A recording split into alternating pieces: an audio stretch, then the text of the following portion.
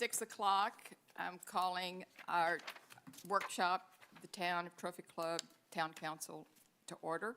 We have a quorum, and I want to welcome all those who may be online, listening, observing, watching, taking notes, and helping us to make Trophy Club a great place to call home. We also welcome all those who are present today with us. This is a workshop beginning now at 6 o'clock. And I want to call Chief Arata to the podium, but I'd like to open this with a few comments.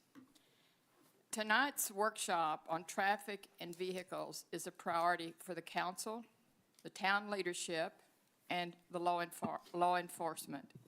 Our main role as elected officials is to create laws that ensure public safety.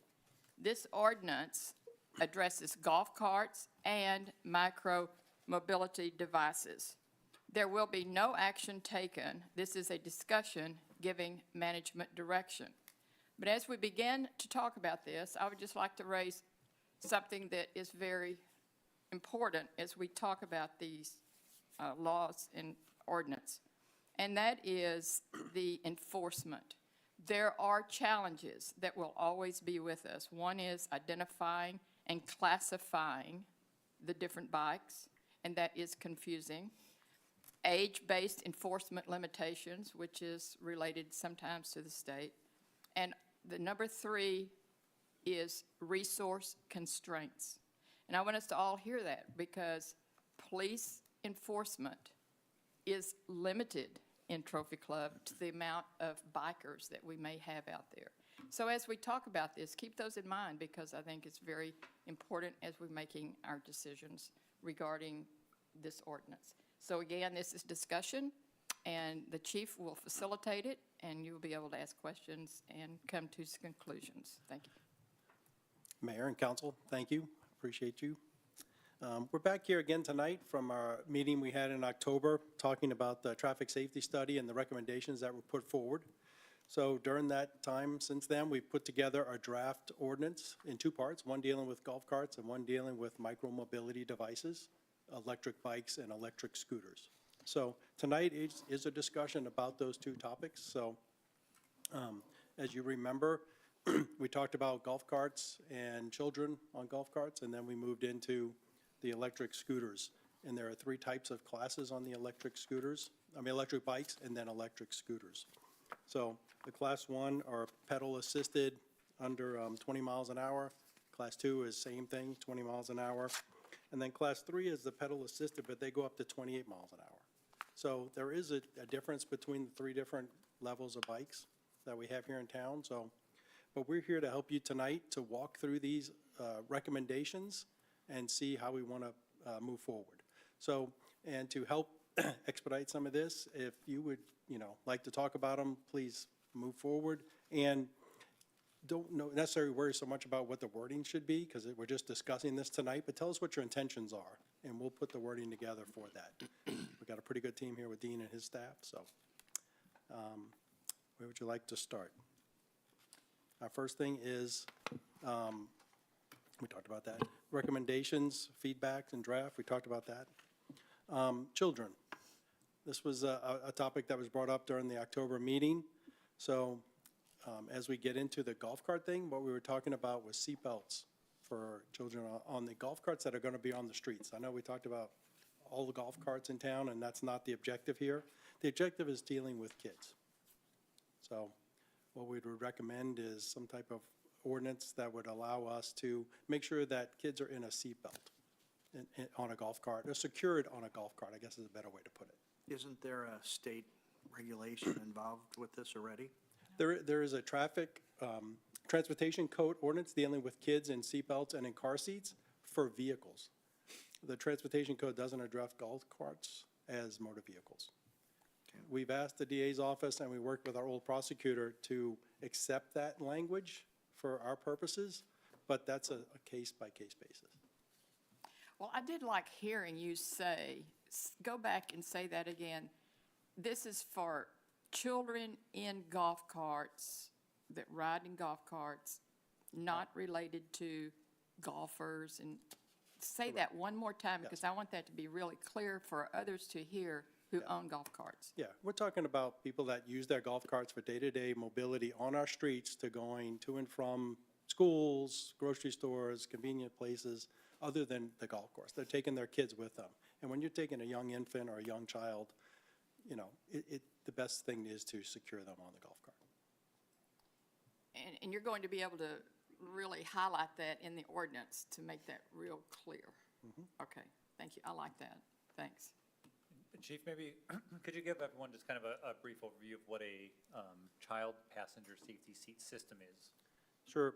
So, you know, seatbelts are one part, but a child safety seat is a different component that goes onto the golf cart or inside of a car as a child seat. And there's different models for different ages and different weights for that. So we would look to add those or not. It's up to you guys, but we, you know, anything to keep the child safe. So, you know, as you can see here, 8 years or younger, you know, under 410, you know, those are what are in the transportation code today for cars and car seats requirements for vehicles. So since that doesn't apply to golf carts, then do we actually have to adopt that definition and put it into our ordinance? I would I'm think going to so. lean towards Dean.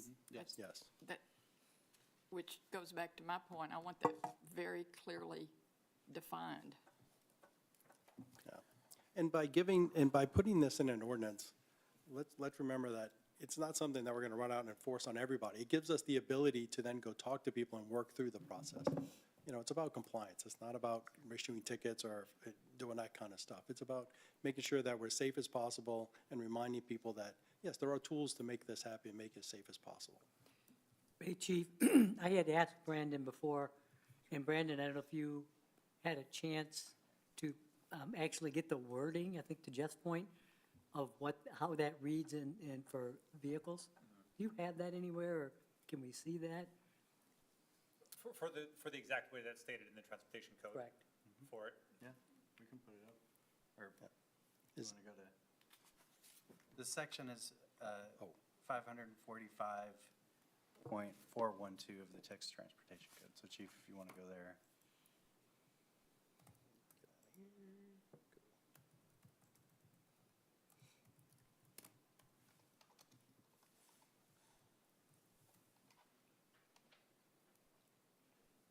Let me just write this down. So what section? 545. You have a Point one, point, It's harder to type when people are watching. Yeah. point one? Well known. If you've ever been on Teams or Zoom, you know. Boxing gloves. Right? and go ahead and scroll down. All right, just a little scroll down there, keep scrolling down. Keep scrolling down. Supposed to fix that. The state just updated their website, so it's hard to. How long did it take you to get it? 3 months, I don't remember. Does this help? I can't really Do, read it. do Can- Control F and look up. It's item 1. Okay, there you go. Do you have it in front of you, Dean? Right here. Child passenger seat system means an infant or child passenger restraint system that meets the federal standards for crash-tested restraint systems as set by the Highway Transportation Code. Passenger vehicle. Yeah, I've done a bit of digging into those parts of it, and it never, so what was the or go back down real fast. The National Highway Traffic Safety Administration has a location on their website where it actually will show like a rear-facing car seat, front-facing car seat, booster seats and things like that for different ages, weights and things, recommendations for that. And people with kids that age already have that information. They're used to dealing with it in their vehicles. Having had not so recent anymore experience with vehicular devices with little kids, they're 11 and 13 now. I'm not really for requiring it on a golf cart. I think the marginal utility of it doesn't overcome the hassle of having to deal with it. If you look at realistically, the most, in my mind, having been a former golf cart owner, had a golf cart when our kids were littler, not anymore. It's kind of like a boat. You have it for a while, and then you're like, you know. But anyway,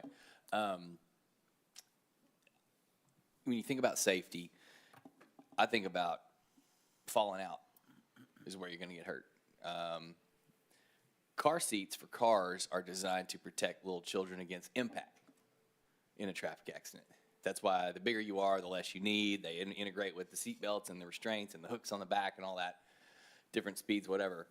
If you get hit by a car in a golf cart, it's buenos noches no matter what you're sitting in, right? So that's really not what we're trying to solve. We're trying to solve don't fall out, which grew up in the country, we had a 9-hole golf course. I can tell you as a teenager, I had lots of friends fall out of their golf cart. You don't want to fall out of a golf cart.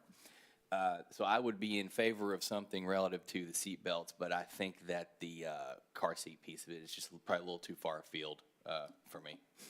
What do you mean by car seat piece? Like requiring anything other than the seat belt. Right here. Just strictly a straight seat belt versus the restraint system? Right. And I mean, Photo. and the seatbelt might be up for debate on how people feel about the exact detail of age or whatever, but I think the ask of a seatbelt is a lot more easily achieved. I think it's a little more realistic. When we've all seen 12 years of golf carts in Trophy Club, and we've all seen the various aspects of it, and just from my personal experience, that'd be my recommendation. Can you see a seat belt? Yeah, the other one. If you're realistically, okay, with a jacket or whatever, can you tell if they got a seat belt on or not? Let me ask Max to come up. Max is, Sergeant Tyler is our traffic safety officer. He's out there a lot. He sees this, but I'll let him firsthand know. You're asking if we can see seatbelts, like? Yeah. Yeah, for the Regular most part. seatbelts You in can a golf tell. cart. Yeah, you can tell when people are strapped in, because Okay. usually the kids are on the back, and some of them have seatbelts across them. Think of it like this, Dennis. If the width is about this wide, that's about 3 times bigger than the number on your inspection sticker, right? Yeah, right. Well, and think about this. If we require seatbelts, it gives the parents the option to put a car seat in the golf cart if they wanted to. Yeah. Without the car seat, they don't even have that option. The other thing is seat belts could that's be used good. by everybody, not just restricted to the kid. I like Ryland's idea of seat belts. Okay, we're not making decision, No, we're giving right, yeah. input. Okay. Just saying Yeah, that. Yeah, I agree actually with that too. It does give them the option to put the seat in the car. Do you, What do did we you? want, do we want language to talk about the difference between a golf cart used on the golf course? I or don't what? know, but y'all go back and put it in. So AI or what are you getting at there, Chief? So during the October meeting, we brought up the fact that there are a ton of golf carts that are used for the golf course. So do we want to build some exclusion in for golf course use only? Well, you golf can't carts? really do that because there are golfers who have children that Right, well, ride we're their going, right, we'll Yeah, word it for so you can children. use both. Right. But I do agree that there needs to be something that helps alleviate the need that everybody has to put seatbelts in their cart. Isn't that what you're saying, Steve? No. Not everybody needs to put seatbelts in their cart. I'm not sure I understand your question. Well, the golf, Yeah, I mean, Golf- before my concern was when we were talking about all golf carts must have seatbelts. right. I'm opposed to that idea. What we're talking about here is not that. Going down Ryland's idea of, not the restraint, but a seatbelt, okay? I'm fine with that. Good, thank you, sir. Because what you're saying is it would apply to a child under a certain age as opposed to any golf cart, because that's more of a, yeah. Right, yes. Okay. And then age-wise, job. right now, the ordinance is written for 14 and under. Is that where you would like to keep that age requirement for safety belts? Well, anybody? It's hard to say, right? know. I mean, it's highly subjective. I'd love to know, I didn't get to that point. I got rid of my golf cart before my kids got old enough for me to wonder if they should have the seatbelts on or not. I never really contemplated it. I think other ordinances we looked at is 14. The one Yeah. I think I sent you in Keller, Yeah. I think that, yeah. Yeah. So we're. I think that's fair, especially if we land on 14 and the subsequent stuff relative to the other the e-bike and all the helmet and all that stuff. Whatever the number is, we should use the same number across the board, because Fair. for you guys, it makes your life a lot easier too, right? Yes, sir. Thank you. Okay. Other questions on seatbelts?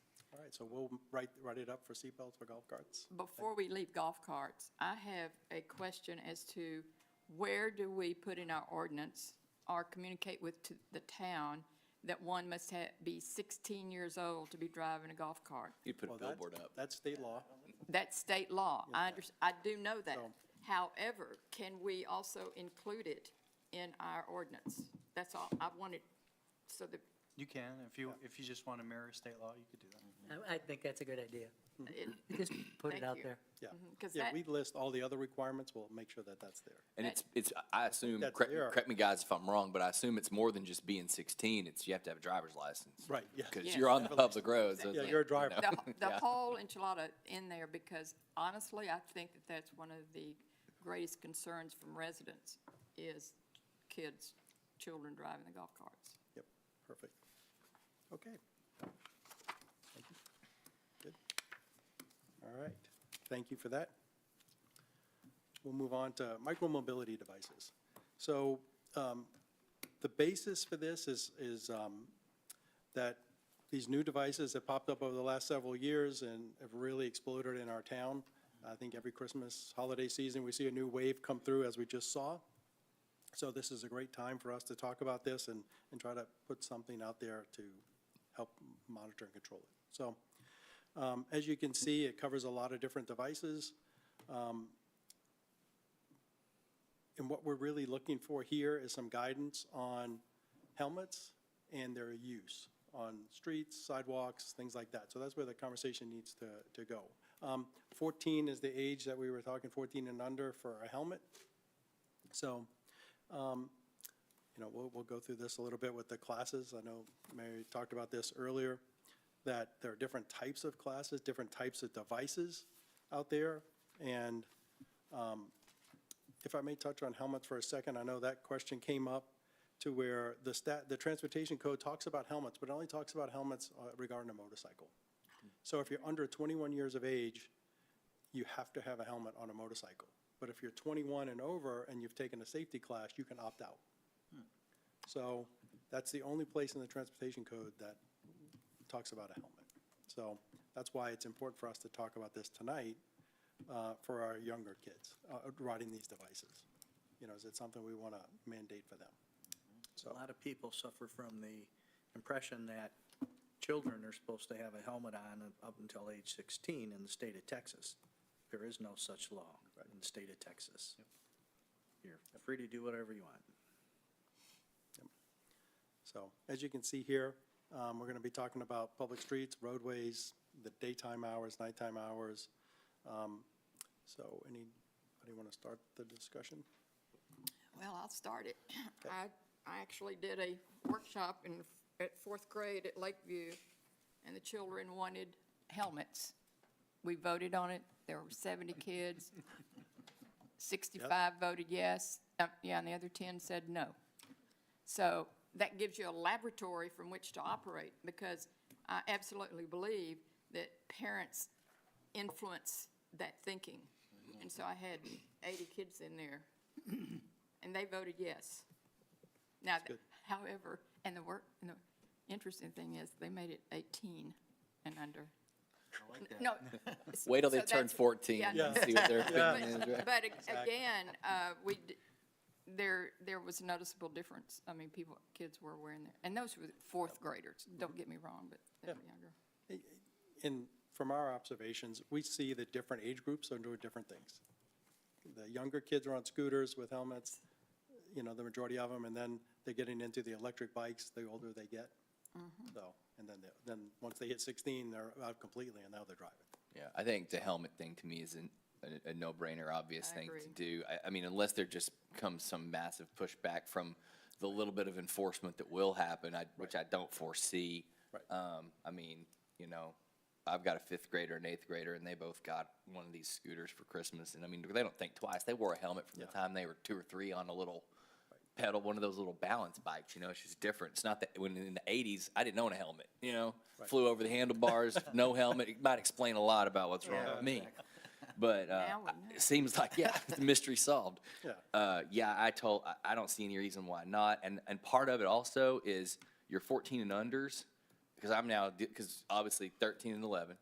So I'm talking to them about, how to share the road and when to, because some of these, and we'll get into this later, some of there are conditions where it makes sense to be on the sidewalk. There are other conditions where it makes more sense to operate like a slow golf cart, which is kind of what I'm working on them with and talking about. And they're pretty good at picking up on it so far, but it gives anybody on the police department an opportunity, if they see some kids riding around that don't have helmets, they can also help to educate a little bit about the right way to share the road or share the sidewalk, which is actually the hardest part. I mean, it's because these are all things that you don't think through until, it's no different than when you learn to drive. You don't think through them until you experience them. So, Right. To me, I'm sure there's not a lot of opposition, but I think the helmet requirement is a no-brainer.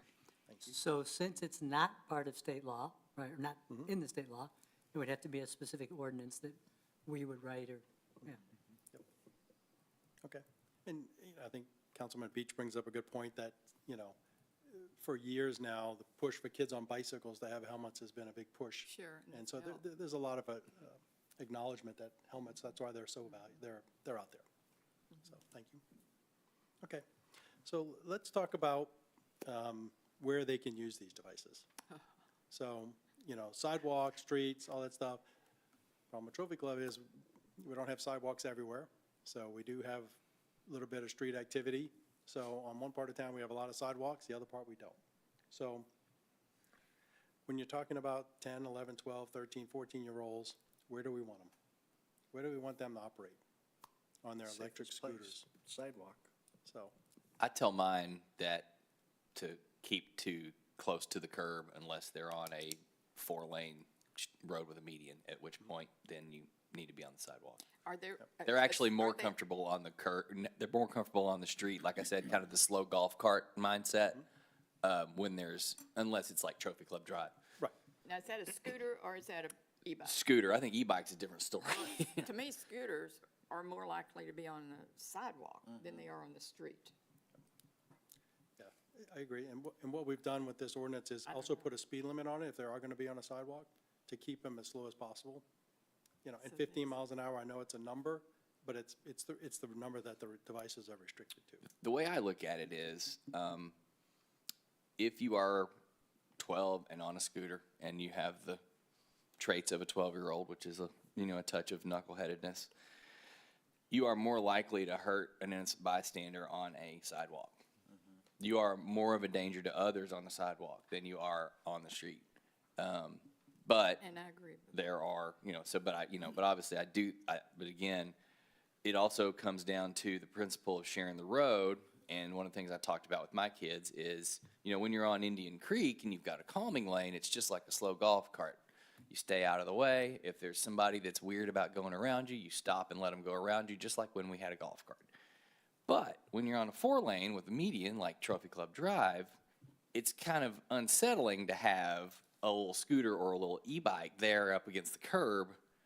And not only do your operators not feel comfortable doing that, but your drivers don't either. Like if I'm just driving in a car with a kid on it, it's weird. So I guess it's not illegal. I mean, even by state law, one of these electric vehicles can do that. But I mean, I think that's a scenario where, for our perspective, we want to make sure we have proper rules about how to operate on a sidewalk. That way, if it is safer or more comfortable subjectively, everybody kind of knows how to deal with it.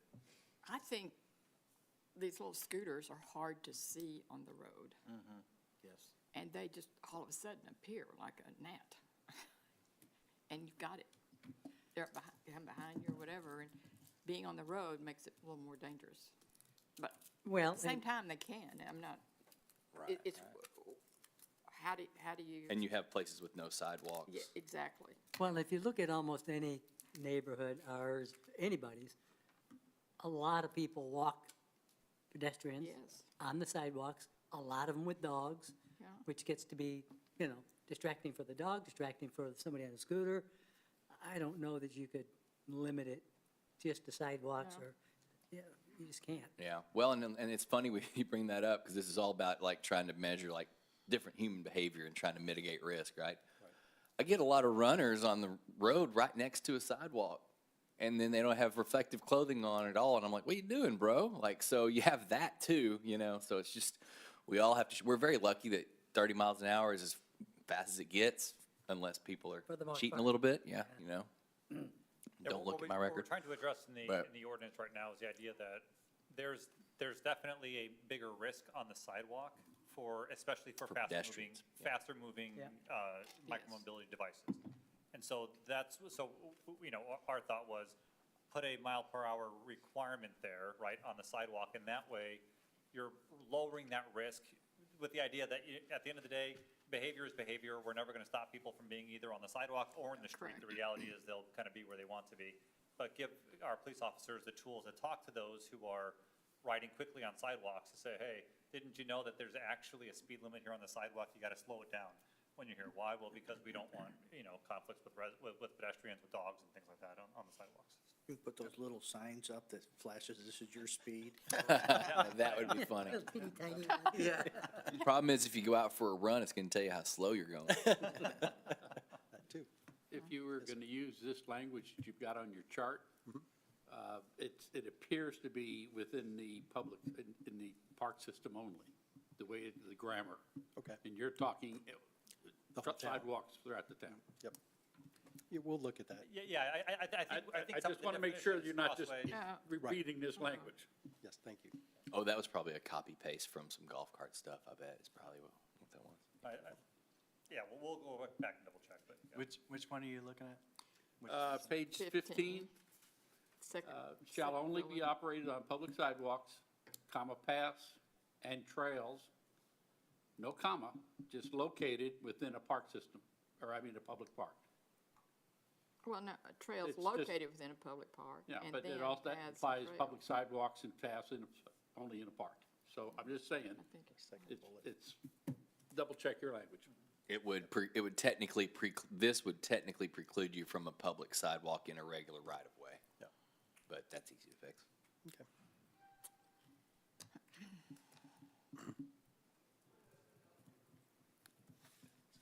That's what we have Dean for. Pay the Okay, so we're good professionals. with that? Said pay the professionals. Yes, exactly. Missing anything?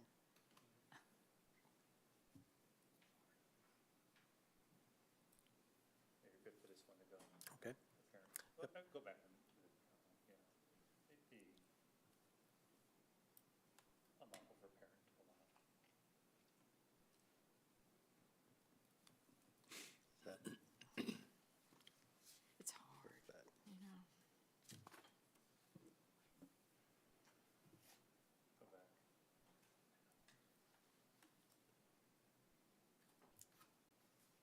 That, oh, no, you're-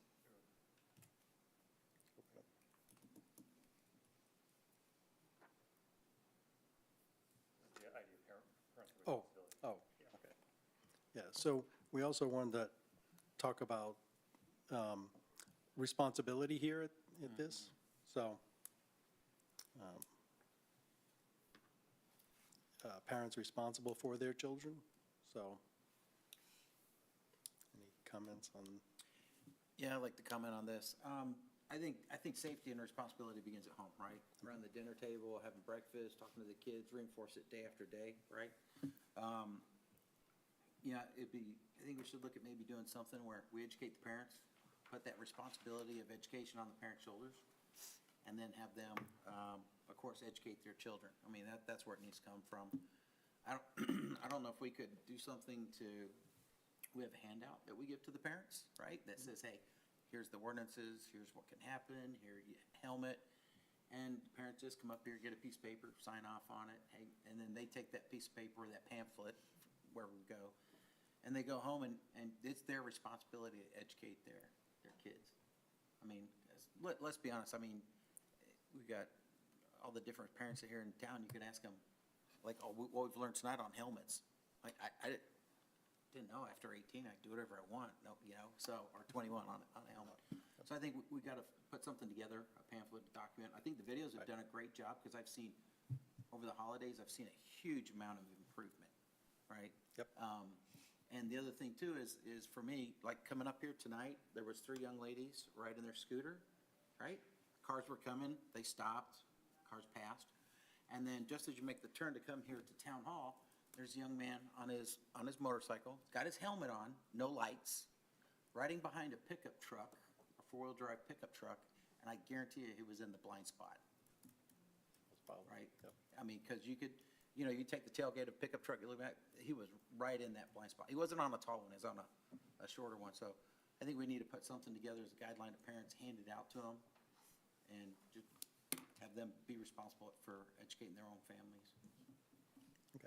Yeah, something that I saw when I was doing a little research on this related to that, it really starts with their purchasing decision, getting the child involved in that, the mandatory safety expectations at home, mandatory expectations, training and supervision.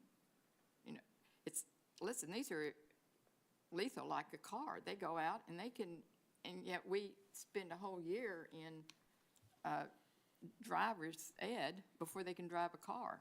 And we just buy this thing, put it down the road and let them go.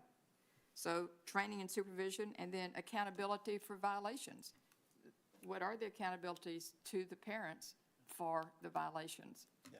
And So what we have right now. maybe We'll get to that when we get to the Yeah, penalty. what- We don't have anything because, what I'm We are kind of thinking about is, you're asking There you- for kind of a checklist, what do parents need, and, include, I remember talking to Brandon, how he went about, buying his e-bike for Owen. Is it Mason or Owen?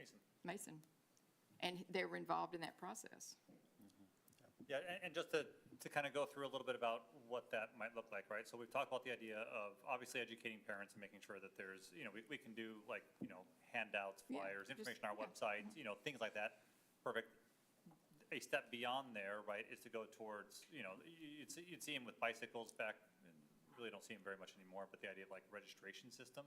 So if I buy an e-bike or an e-scooter, I could come and you'd have to get it registered with the town, and that would require an opportunity for us to ensure people have a copy of that for it. So is, just to kind of make sure that I'm understanding the right direction from the council here, are you talking more about an educational campaign or more registering where you then would require them to acknowledge certain things and/or Say more you have of the- evidence of it received? I would right? say the informal option's probably better. I think Yeah. I think a formalized process would be I don't, met with a lot of skepticism and very little compliance. Kind of like when we tried to register pets.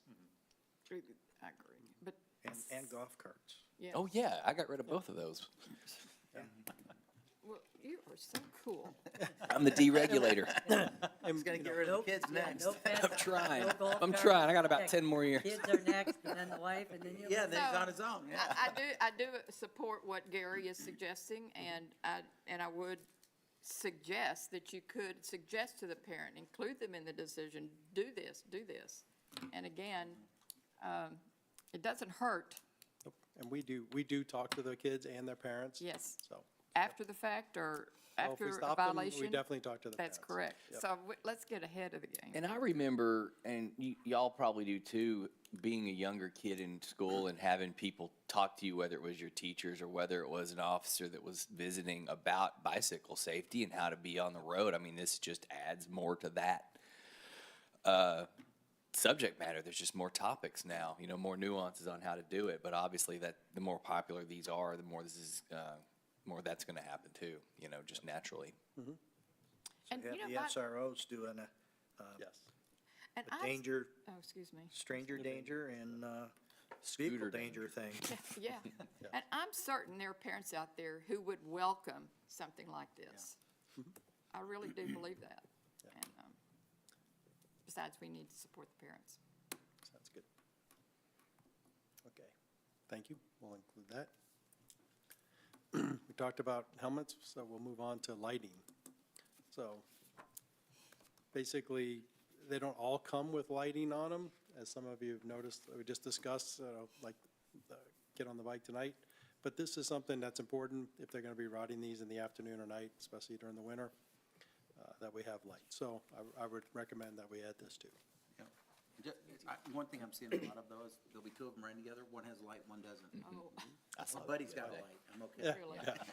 yeah, no, wow. so, simple fix. Now, 500 feet, is there certain lumens or, because when you buy these devices, because I mean, I've seen some that are pretty bright that you really can see them, and then there's some that are pretty dim. Is there certain lumens we're looking for? No, it just has to emit 500 feet distance. So already in transportation code, bikes at night have to have red reflect. It's the same thing for bicycles already in the state. So yeah, no lumens, but just emit like a distance. Because I can tell you this, I ride my bicycle up and down TrophyClub Drive, and I actually have two flashers on the back, and I still almost get hit. Two beacons, and I'll have the flasher going in the front, and they still, in broad daylight. So, I'm sorry, Gary, it was an accident. Sounds, is that you? sounds like operator error to me, but like, Can you legitimately put a light or reflector on a skateboard?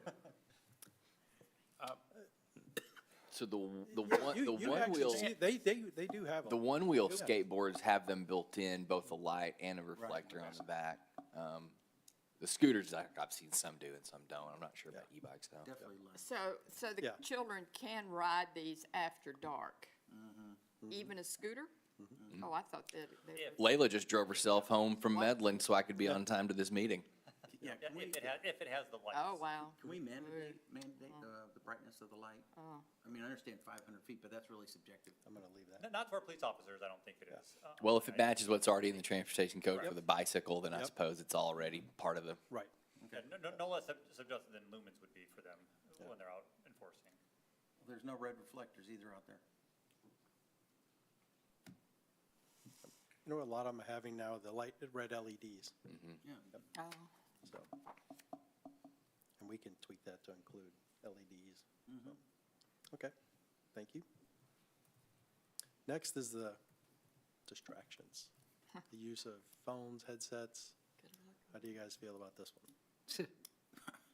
this is the biggest problem, I think. good to put in, hard to enforce, but good to put Exactly. in, right? I mean, it needs to be in there.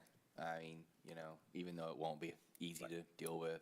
how are you gonna see their? Mine go one ear, one in and one out, typically is what they do. Half a violator. Yeah, They're so you can hear both. Yeah, this is just a common Yeah, distracting, hands-free No type different than in your operations. car. no live streaming. Yep. Yeah, get off How do you guys TikTok. think? Yeah, we've seen them with cameras on their helmets. No live yes. streaming, yeah. So, okay. How does an officer see this? Yeah, that one that you really Oh, it's can't. just like we see people using their phones in the school zones. We just watch.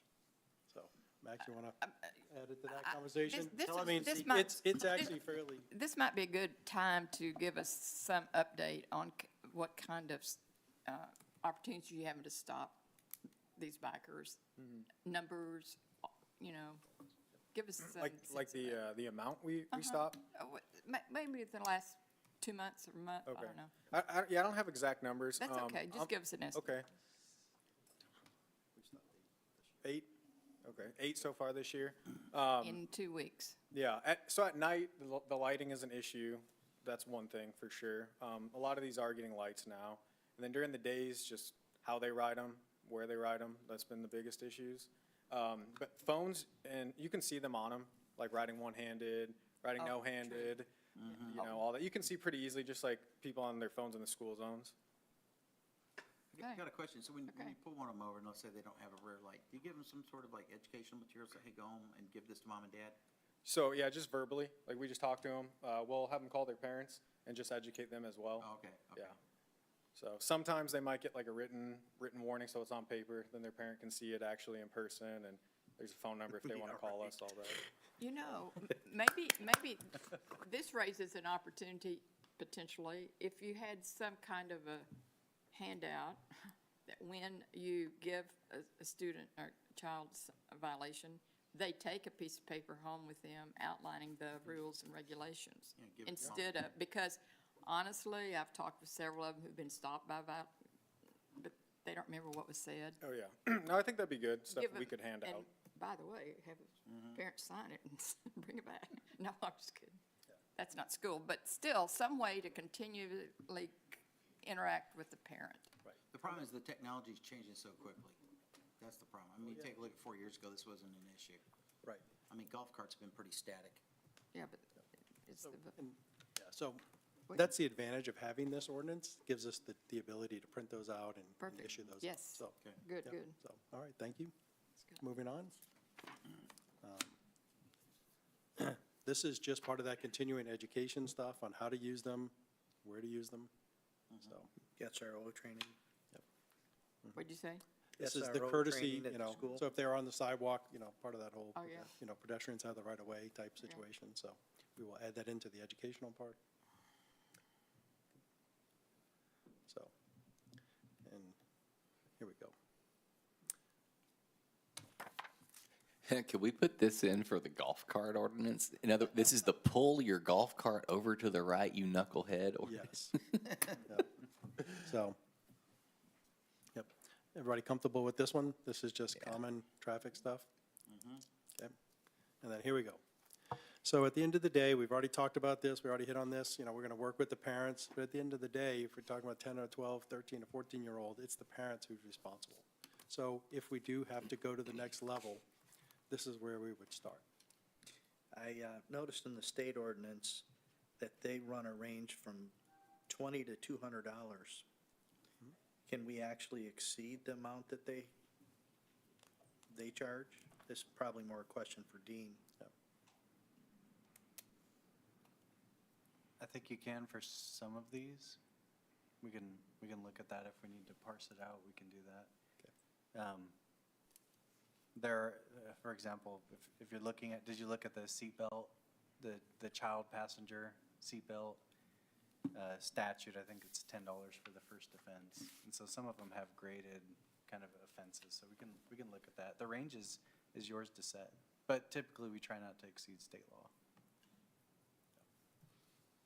We also have a reference here to Texas Penal Code 807.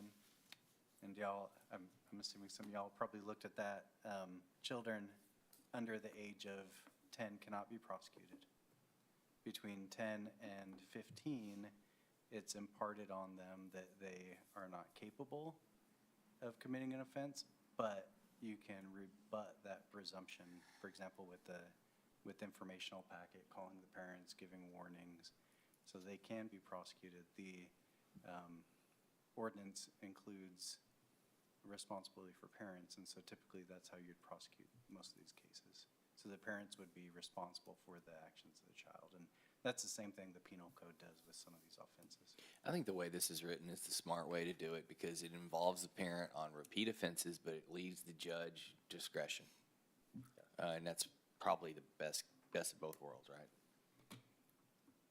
I don't know about that picture of that guy's a police officer. Yeah, he looks a little He's suspect. got his shirt opened up a little bit too much, I mean, you know.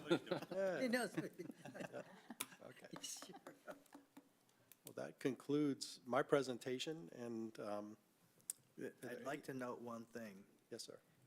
There's actually a state statute that says that a law enforcement officer cannot stop a vehicle on the road for the suspicion of an underage driver. So in other words, if you look and you see a kid that looks 10 years old, the state law prohibits them from stopping it just for that reason. You have to wait for You have another to reason. wait for Interesting. weaving in Oh. traffic or something like that. Wow. So are you saying that if an officer thinks they see a child driving a golf cart underage, they can't stop him? Not for that purpose. Wait for that turn signal to not get used. Yeah, You there'll know be it's something. coming. There'll Well, be a then violation sometime. how does that parent know that they are breaking the law? They don't. And that Gave means them they the can get key. away with breaking the law. Is that correct, officer? Chief? Usually they don't make it very far. How many homes do we have here in Trophy Club? What's the last number? What was the number, 3,000? About like 4,100. 40. No, when we, 41. when we get all this together and put out there, I think one of the things is, go some old school. Do a postcard with a QR code on them, driving them to a website with all this information that we've, talked about, and we'll pack up for them. But just do a mailing, won't cost us that much money, do a simple postcard with a QR code, every address, send it to them, start off that education at that level, spend the 4,000. It'll cost you about $5, I think, is what it cost me on my campaign, so, postcards. Just to get that initial communication, just consider that also. If you wanted to, another way to do it for less money would be to send it out through the MUD's water bills. We could Yes. try and Do an coordinate insert in the water bill, yeah. and do it that way. Might be another way Okay. to do that. I just look at the bill and cringe. Mine's auto pay, so I don't even open it. I just go Mine's right on to the auto pay trash. too now. It's not like I'm not gonna pay it. It's water. Any other comments? Chief, you have any other questions of us? No, ma'am. Anybody? Hey, Dean, are we good? I think we're good. Well, thank you for your time, appreciate you. Thank you, sir. Well, before I adjourn, I'd just like to wrap all of this up in one. It'd be interesting, I wish I would have thought about it. Every time I heard the word parent, I wish I'd have, like, ticked it to see how many times. So in closing, I urge parents to stay involved and aware, helping the community uphold the micro-mobility device laws that we've discussed, and you hear how complicated they are, quite frankly, and can be confusing. Our active guidance ensures children are safe while enjoying time outside with friends. Please know, one does not have to be a parent to care about the children's safety in Trophy Club.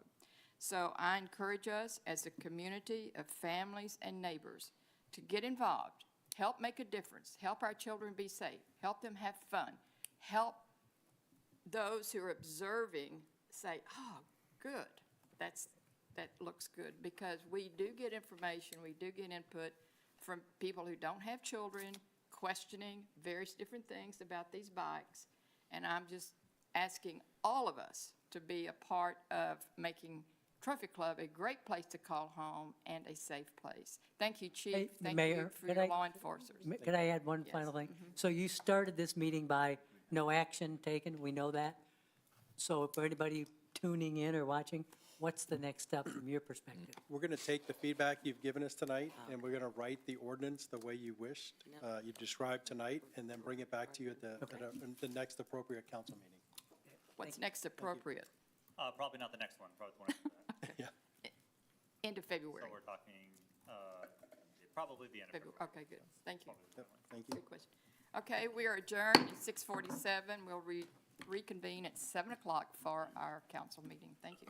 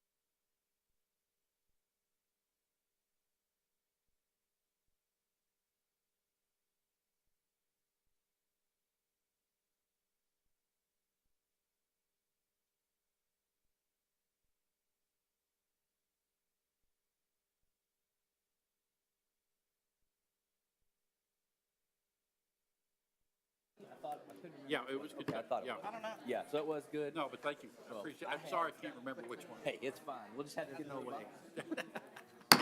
6:47. It's 7:01. I'm calling to order our Town of Trophy Club Town Council meeting for the evening. It's January the 12th, 2026. This is our first meeting for 2026. We do have a quorum.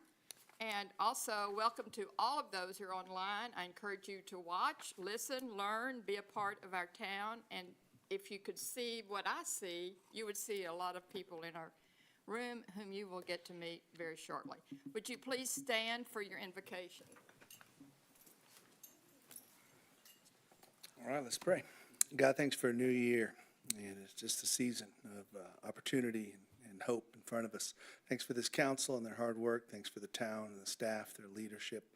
Pray that we'd be good citizens. Pray that you would protect those that protect us, and just help us not to take for granted how blessed we are to live in Trophy Club, and just how good we have it, and help us to love others and help others, and this year really do our best to do our best for you. Through Jesus I ask it. Amen. Thank you, Joel.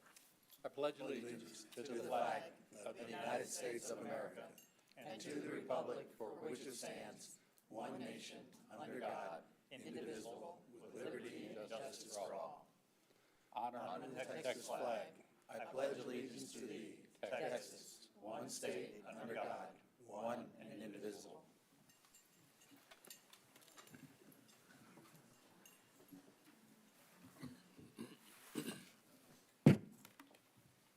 Public comments. We don't have anybody signed up, but I'd like to note that Patricia Kiefer submitted a public comment via email this morning, which was sent to each of you and placed at your dais regarding the construction project on Forest Hill. Thank you. Okay, we will start with a community spotlight. And Stacy, would you like to come? Oh. I think you're next. Yes. That's item 4. What? Give the volleyball. You have the right We to can do change it. Yeah, but you can do that one first. It's fine. I'm sorry. just have to I advance this. I see community spotlight. Would you please go in? Okay, yes, hi. Get the clicker. Okay. Hi, it's Stacy Stover. Thank you for the invite. We are happy to talk about a golf cart parade we did last month, and hopefully we'll continue going forward. So we had about 100 RSVPs. We had Palafox Construction Group donated 60 stockings. We had HD Leela's do a gift card for the winners.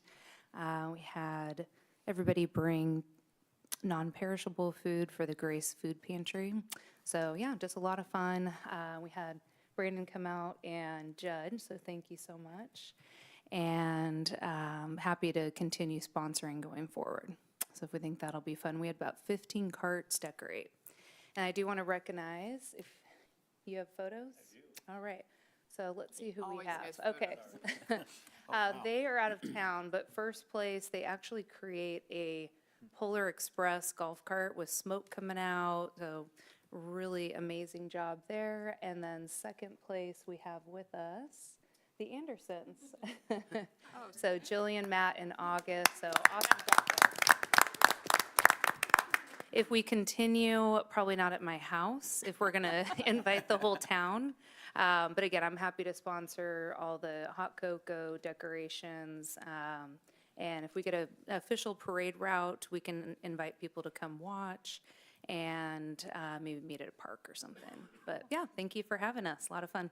I Well, we appreciate are the always support. interested in what's going on in our neighborhoods. Would y'all like to stand up and, so that you can come up with Stacy? You can be on TV here. Come on up. Yeah. And Brandon, would you like to stand with them because you were support? Brandon, you get to be on. And, Then turn around and and then take you an can, official picture. now you can turn around because Jill is going to take a picture of you. Brandon, go ahead and join.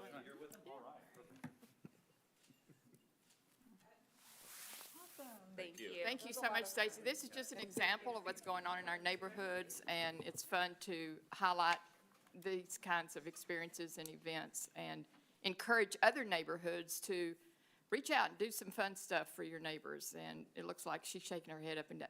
Now, you have to say it wasn't 20 degrees. So it was a great night for a golf cart parade, Christmas. Thank you so much. We appreciate it. So our next item will be the proclamation recognizing the Byron Nelson Bobcats volleyball team. Ladies, would you like to stand up? Come on up here.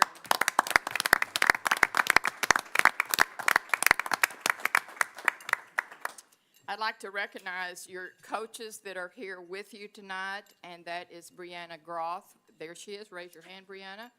Haley, if you will raise your hand, and also Breeley, raise your hand. These are your coaches, and we will, if you'll turn around this way, I'm going to read a proclamation, and then I'll come back and take a picture with you guys and the council, okay?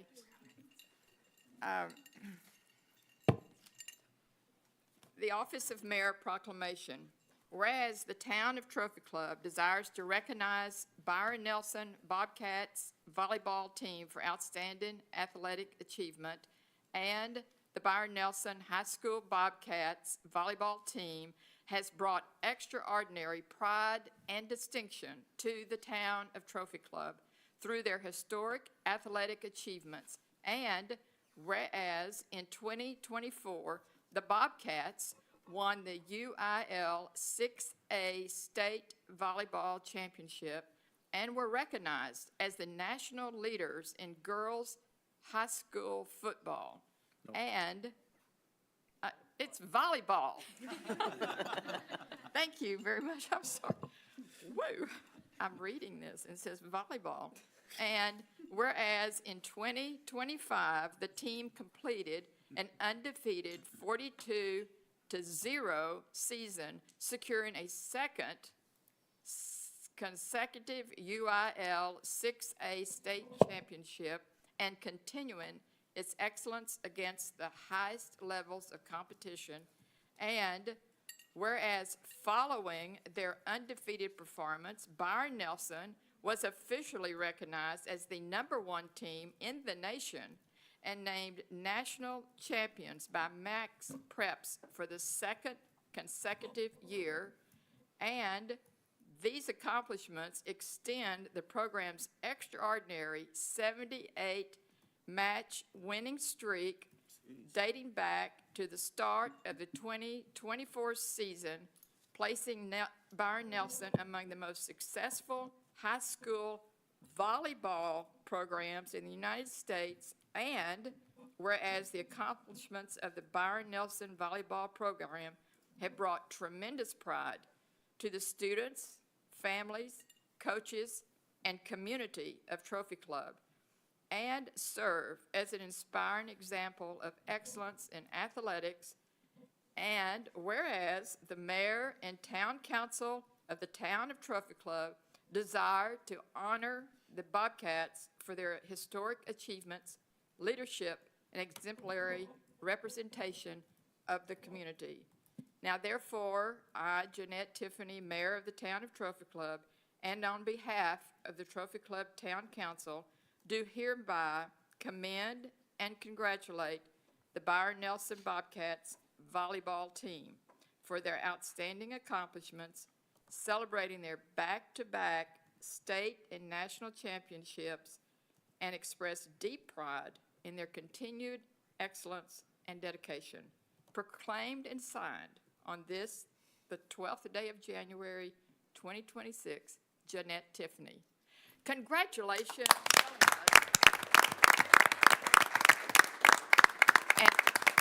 And I'd like I think I have 2 volleyball ladies who were on both championship teams. Is that correct? Is there more than 2? I would like for you to, 3, come on up here in front of us. I saw 2. Okay. These are the 4 ladies, turn around to the audience, that have attained 2 years championship for the Bobcats. Give them a hand, because I'm sure they're going to be missed. Where are you going to school? Start right with you. I'm going to Rice. Rice, the next one.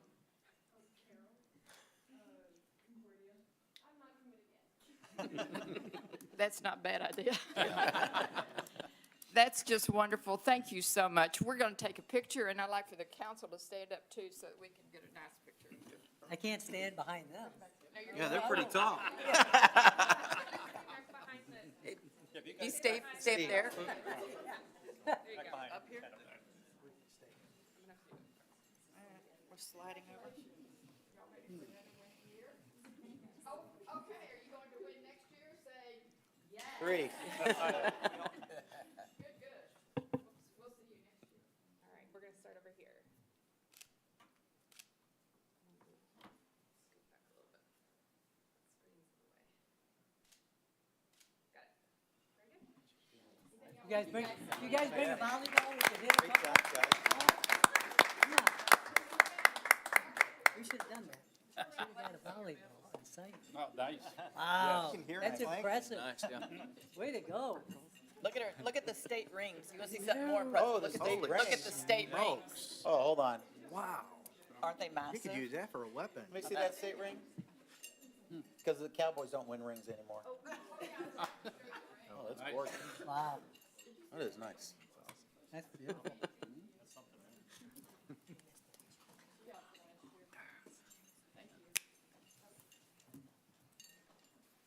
Oh, ladies, I forgot to give her one. Oh, you're still. I'm sorry. God bless you.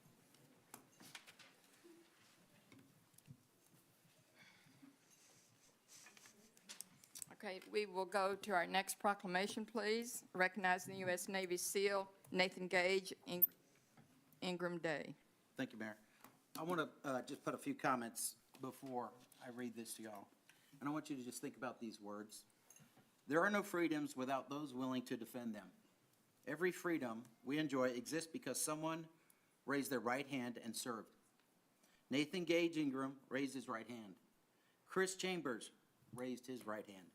Many in this room did the same.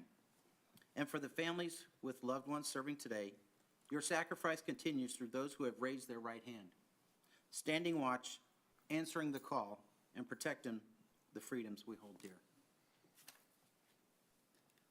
Office of the Mayor Proclamation. Whereas the Town of Trophy Club desires to recognize the valiant life and sacrifice of U.S. Navy SEAL Nathan Gage Ingram. And U.S. Navy SEAL Nathan Gage Ingram was posthumously awarded the Texas Legislative Medal of Honor in recognition of his gallant and intrepid service as a federal military forces member.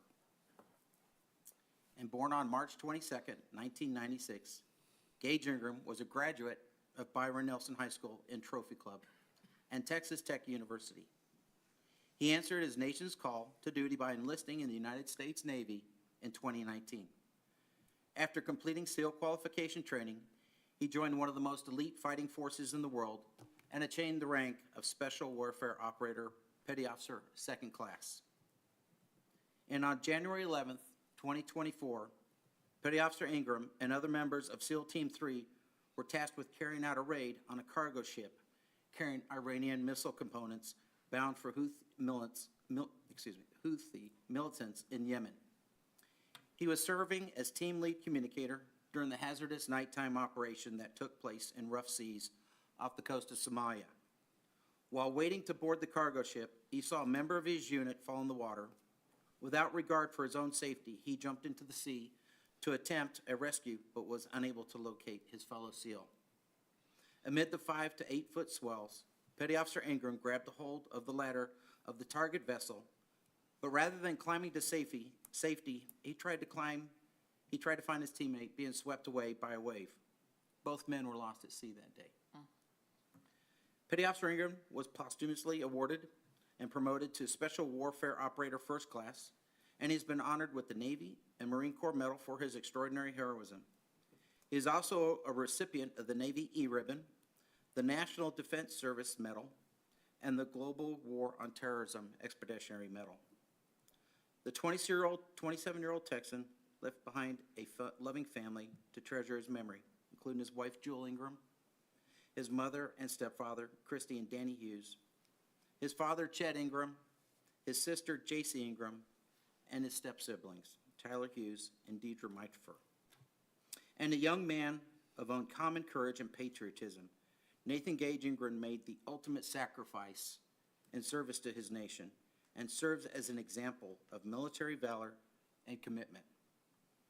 Now therefore, I, Jeanette Tiffany, Mayor of the Town of Trophy Club, and behalf of the Trophy Club Town Council, do hereby proclaim January 12th, 2026 as U.S. Navy SEAL Nathan Gage Ingram Day. In the Town of Trophy Club in recognition of his valiant military service and supreme sacrifice. Proclaimed and signed on this 12th day of January, 2026, Jeanette Tiffany, Mayor. Can we just take a picture? Yep.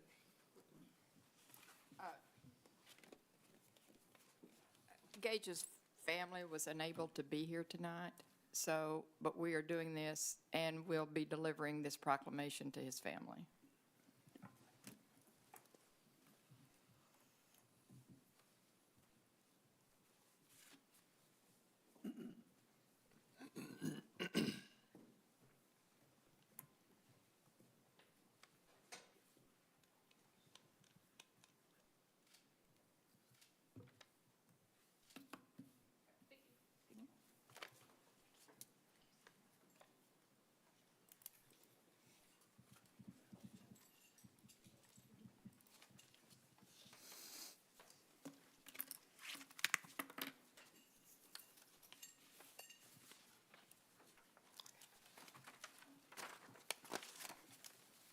Working for you, Trophy Club, update from town council members.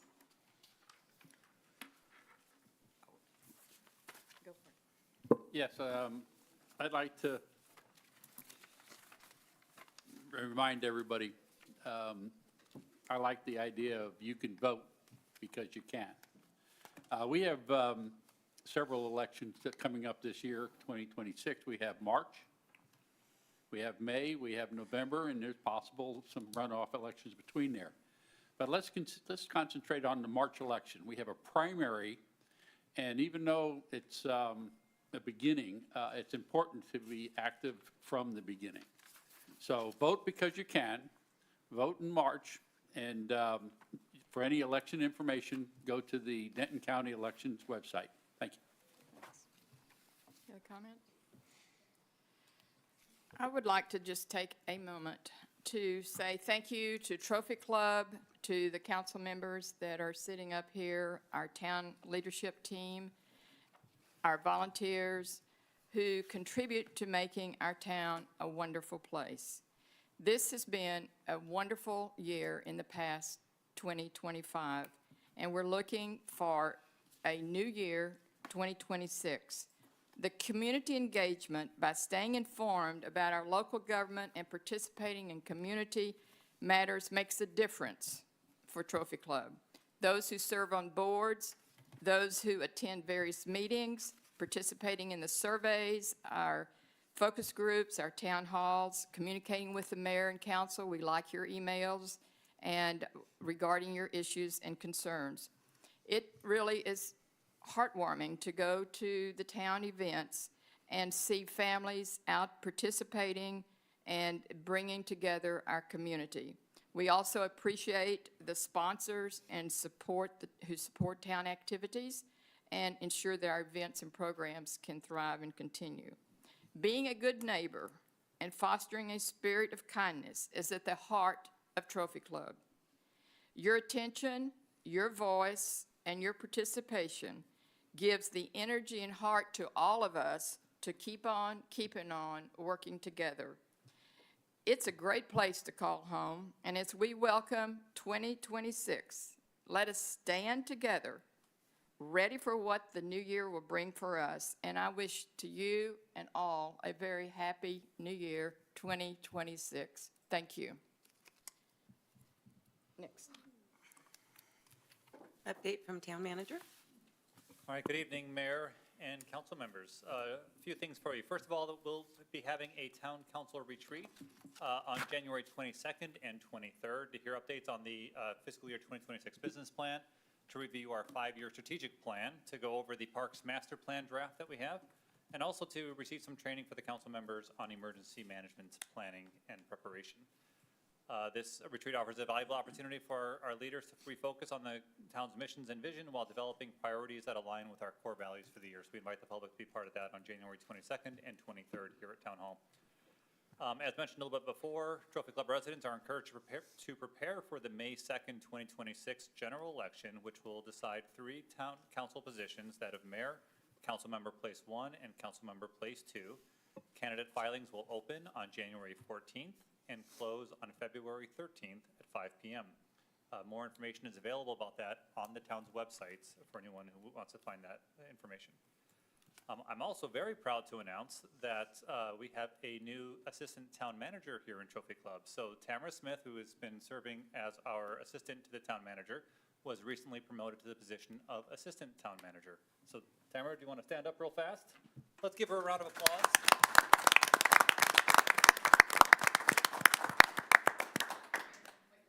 Yeah. We have something for you, Tamara, and we're just so proud of you and look forward to you continuing to contribute and to learn and to grow and become a town manager. So I know that's your objective and goal, as it should be. We thank you for being on our leadership team, and I know the others are going to be looking forward to working with you. Thank you so much. Yeah, congratulations to Tamara. Her, professionalism, her leadership, her ability to collaborate on everything here in the town has really set her apart as a leader in our organization. So we're very blessed to have her as part of our team. Boards and commission meetings coming up in the next few weeks. First of all, January 20th, the Parks and Recreation Board will be meeting at 6 p.m. On January 28th, the Economic Development Corporation Board will be meeting at 6 p.m. And on January 29th, the Trophy Club Council for Arts and Culture will be meeting at 6 p.m. And as always, we invite the public to come and be part of those meetings with us.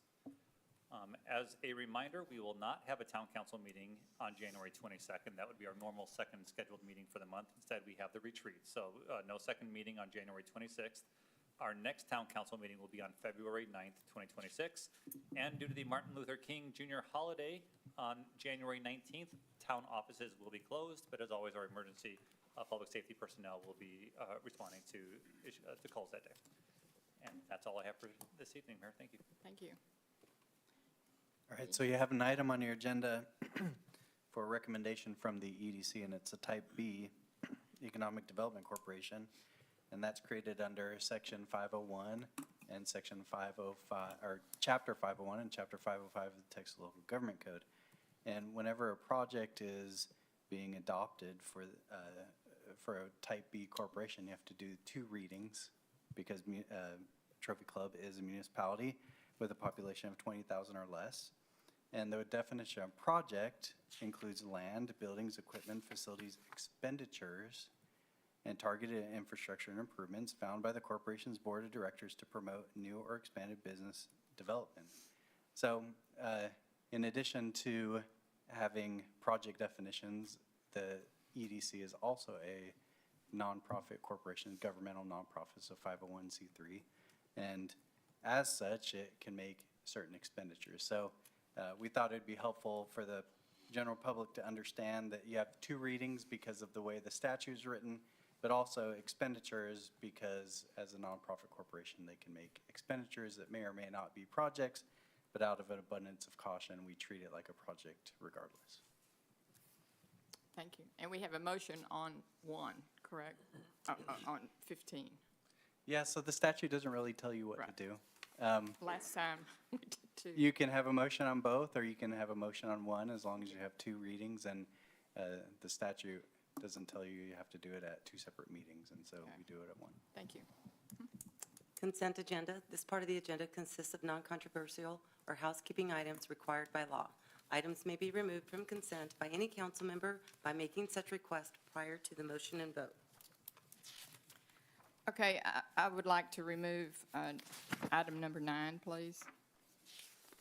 Is there a motion for the consent agenda? Yeah, Mayor, I move that we approve consent agenda items 6, 7, 8, 10, and 11. Is there a second? I'll second. All those in favor? All those opposed? Motion passes.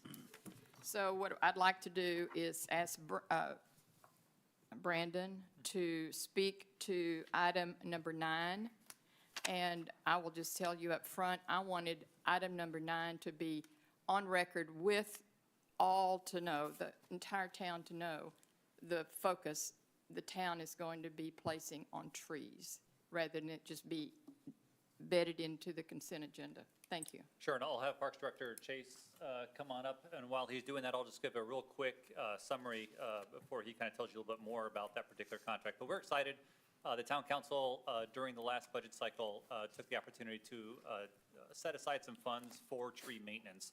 Specifically, our focus here really is to learn more about the tree inventory that we have, the condition of those trees, and then develop plans to make sure that we're adjusting those consistently throughout the town to the betterment of the tree environment for our residents. And as always, this contract involves, the first part of it really is that assessment component of it, right? So it's the assessing the trees, learning the species, the conditions of those trees, and then from there, better preparing both our staff and private contractors to go out and just specifically address those issues to have healthier trees. So I'll turn it over to Chase for a little bit more details.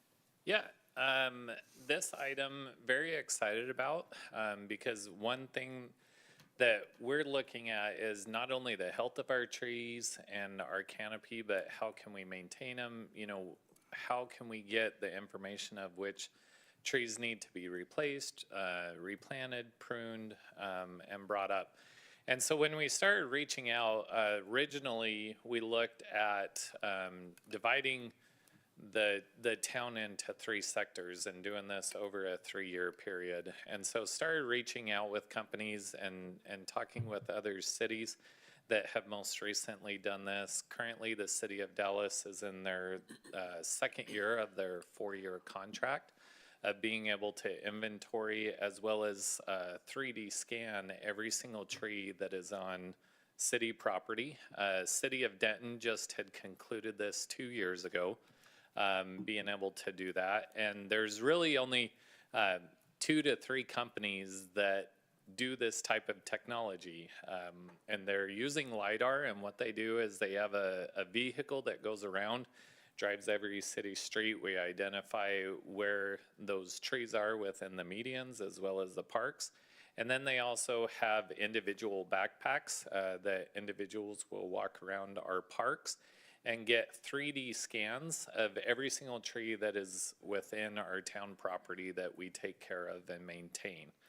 And so one of the top companies is Gree Hill. And so we had reached out. Davey is a very well-known contractor that works with local agencies as well as state and federal, as well as Planet Geo that are out of Colorado.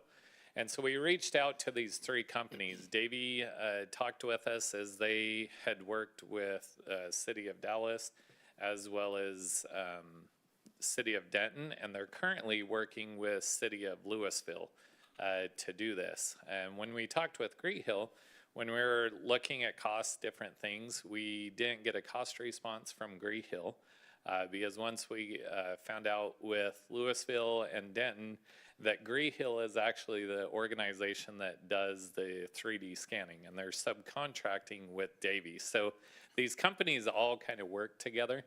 And the great thing about it was looking at the pricings, I had to ask him and say, you know, am I seeing this correct? The great thing is they'll already be deployed in Dallas, and they said really scanning our town and getting that information will take 1 to 2 days, and so they'll take a break from the city of Dallas, which is saving us on deployment costs and different things with that. So what this does is once we get the 3D scan of all the inventory of the park trees, 2 certified arborists will come spend 2 weeks in our parks. And they will go and validate every tree that we have and that we have scanned. And then also will test the health of those trees and provide recommendation. Within your packet, you also see that there's a yearly software subscription that's included in that. And what that does is within this software, it details with that 3D image for our staff that you don't have to have this organization come and cut and prune the trees. It gives those recommendations to our staff and shows they'll be able to pull the tree up on an iPad and see which limbs are suggested to be able to trim and prune to keep the tree healthy. Also, which ones are diseased and which ones are recommended for removal and replacement. And so this will be an ongoing tool that as we make improvements and prune these trees, that we'll be able to have an ongoing record of what has been done to each tree within our inventory. Because one thing within Parks and Rec, we look at trees as truly an asset of the town, that it's something that we invest in for not only the health and beauty of our town, but also there's a monetary value there that, having beautiful landscapes also helps the property values in our town go up. And so we want to make sure that we're truly taking care of this. And so we do look after this first year of being able to work with our staff to be able to do the minor things, and then using some of those funds to be able to then, if we need to have these larger organizations come out to do pruning. There's also costs you see on the proposal for a 4-man crew to come out and spend 8 hours on the bigger things, which is typical of what we currently do with our service providers around the area. But that's an overview of this program. One thing, it just looks to really improve what our staff is doing and take a more targeted approach to make sure that we maintain the tree health of our urban canopy. Cool. Anybody have questions? One question. Yeah. We've gotten a lot of feedback, and I'm not an arborist, so I don't know a lot of this stuff, but we've heard a lot of feedback about mistletoe in a lot of the trees. Isn't that kind of one of the bigger problems that communities face? Correct. And so how does that get addressed? Yeah, so mistletoe will be one of those things that are addressed in there. Once mistletoe gets into a tree, there's no getting rid of it. It's monitoring to make sure that it doesn't overtake the tree. And so, like, our staff currently go through, we work with Bartlett Tree Service to, get some recommendations the past 2 years. And so you go in, you cut it out, and then wait for it to come back and cut it out again. If you drive through any of the other communities, you'll see, the mistletoe everywhere, and it's an invasive species. It doesn't bring the love to the community like it does during Christmas, but we would like to remove that, but it will always come back. Thank you. Cool. Any other questions? Well, thank you, because our trees are an investment. They're part of our parks, and I think it's a wonderful investment, and so much easier than it was 10 years ago, huh? It really is, and, What? being able to integrate technology in, Wow. it'll help us be more effective. That's wonderful. Thank you so much, Chase. Yeah. Appreciate it. Very good. We need to make, so I need a motion on this item, please. I'll make a motion to accept item 9. Okay, second. Second. Steve seconds. All those in favor, raise your hand. All those opposed? Okay. Motion Thank passes. you. Thank you. Individual items.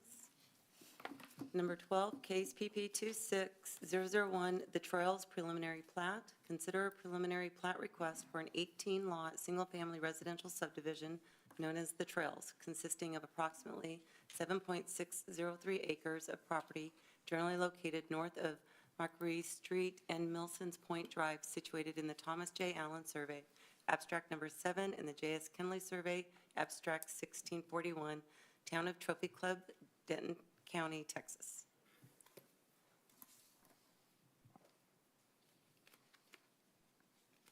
All right, good evening, Mayor and Council. Staff received an application from Foxwood LLC, they're the property owner, requesting approval for preliminary plat, The Trails. That's a 18 single-family residential subdivision, just a little over 7.5 acres, on just the north end of Milson's Point, there at the end of the court. The preliminary plat includes Lot 1X, which will be owned and maintained by the HOA. Also, an 11X, which will also be owned and maintained by the HOA, and that 11X has the private lift station. And then lastly, a Lot 21X, which will be owned and maintained by the Town of Trophy Club to preserve the town's existing linear trail system. I'm going to jump down through this. During the approval of the amendment to PD 27, the total area included property owned by the applicant and a third-party property owner. The two property owners had intended for the land that includes the linear trail to be deeded to the town and the access easement to be deeded to the third-party property owner. Currently, the property owners have not reached an agreement for the conditions outlined in the approved PD 27. So if y'all recall, just a month and a half ago, when we brought the PD 27 amendment, what I was talking about here is on the concept plan that y'all approved in that PD, y'all saw this. So we've got the third-party property owner, and then Foxwood has this development here. The concept plan currently shows the linear trail system on the south side of that 21X here. And so what the intent was is that both of these properties, which are owned by two different people, to be deeded over to the town. Foxwood would like to move forward with the preliminary plat on their property and Lot 21X still be conveyed to the town to preserve the linear trail. Moving forward, the access easement would have to be discussed at the time of the third-party property owner coming to plat. Staff, actually, Dean and I, we discussed quite a bit in the last month on how to move forward with this preliminary plat. So staff is recommending, town attorney is recommending including a condition that a zoning amendment to PD 27 to amend the concept plan and details of the development standards to incorporate this change of ownership and access easement be completed prior to Foxwood submitting their final plat.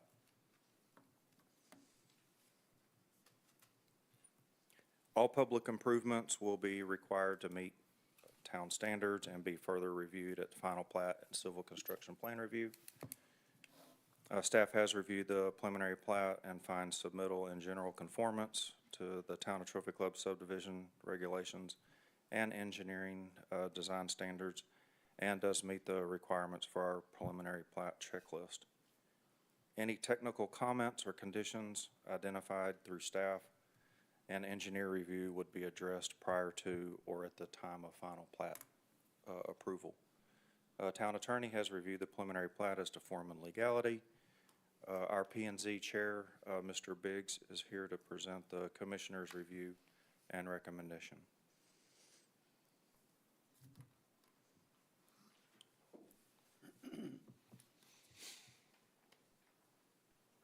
Mayor, council, good to see you. Happy New Year. I don't have much to add. We went through this in pretty in-depth when we amended the PD originally. There was a lot of discussion. There was very little discussion about this given what his presentation was just now. Because we have another shot at this, as you all know, for final plat. And if the conditions are met and the amendment's correct, then we'll proceed from there. So it was a unanimous decision on our part to recommend to come to you guys with this particular item. Okay. Questions? Y'all have questions? Comments? Anybody have questions? I mean, I guess just to clarify, might as well, while you're here, Mike, to talk about it, the way the condition is set up, I mean, the final plat you wouldn't be able to approve it anyway unless the zoning piece of it had been changed prior to anyway. So this is more just to continue down the path and continue making progress. Yeah, I think we have two shots at this again. Yeah, so makes sense. Thanks. Well, and that's part of with the whole shot clock thing. If they bring us a final plat that's complete, we have to accept it. So if we put a condition on this for the preliminary plat. Ensures that we keep things in sequence. That's correct. And the plat would then have to conform to the zoning. Correct. The zoning gets changed first, so, okay. Right. How complicated is changing the zoning or the PD? As far as getting people to agree, getting exactly what we need to do? So we'll bring back the PD 27 amendment that y'all saw, 2 months ago. And we'll have the concept plan changed, and then there's a few things that are, the verbiage just needs to be changed because we were, again, thinking that there would be 2 property owners at that time. So it's not going to really slow things down as far as delaying bureaucracy, stopping or delaying development. That's correct, and that's why Dean and I, we talked about that there could be a delay by just saying we want the amendment to be done prior to this preliminary plat, but because we're adding a condition on this preliminary plat, they can move forward. Okay, thank you. I think this is good news for our developer. Yeah, I think it is. Get going Oh, out it's there. very good news for them. So this is just great. Okay. All right, thank you. Any other comments? Mayor, I make a motion, we approve the preliminary plat, agenda item number 12. Second? Second? Steve seconds. All those in favor? All those opposed? Go for it. Thank you. Appreciate you being here. Come again. Is this it? No, they'll be through 4 or 5 more times before this is all done, right? Well, we look forward to seeing you. Thank you. Item 13, conduct a public hearing and consider an ordinance repealing subsection C, permit required and annual permit fee established of section 14.02.252, sale of alcoholic beverages of Division 5 Supplementary District Regulations of Article 14.02 zoning ordinance of Chapter 14 zoning of the Code of Ordinances by repealing provisions related to local alcohol permits and fees in order to comply with state law. All right, good evening again. This is housekeeping, is all this is. State adopted Senate Bill 1008. Basically, it limits towns and cities double feeing restaurants and bars and things like that, food establishments. An example is, prior to this, Trophy Club has an annual alcohol permit, but those businesses are also paying to TABC as well. To ensure compliance with state law, we're just repealing subsection C, section 14.02.252 in its entirety.